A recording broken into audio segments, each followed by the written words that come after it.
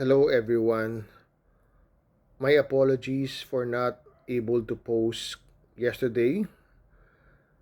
I had a stomach flu, and until now, although I'm feeling much better, I am not completely healed. So I'm still in the recovery phase. And again, I'm asking for your patience and understanding for not providing content for you.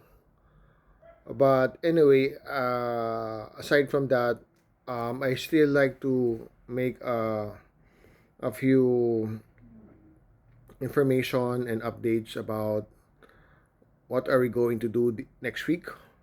So this week I was able to talk to farmers, smallholder farmers in Uganda and Botswana, as well as some farmers in Southeast Asia. So I'm speaking in terms of general aspect.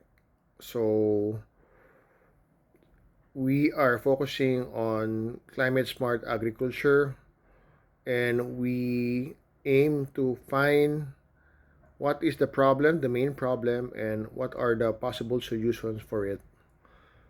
Although there are a lot of farmers in different sectors, basically the main problems are almost the same, like the cause of climate change, which is drought, um, extreme rainfall, flooding in some areas, in some regions, and etc. etc. But there's also not just climate change, there's also geopolitics, there's corruption, there's bureaucracy. It also affects the investments of smallholder farmers.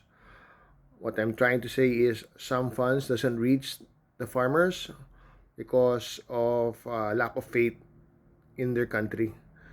So we're gonna tackle each and every problem, and with you guys, because I've been hearing a lot of messages from you, and that helps me a lot to come up with possible and solid solution to your problems, because we aim to help as many as we can in every sector as possible.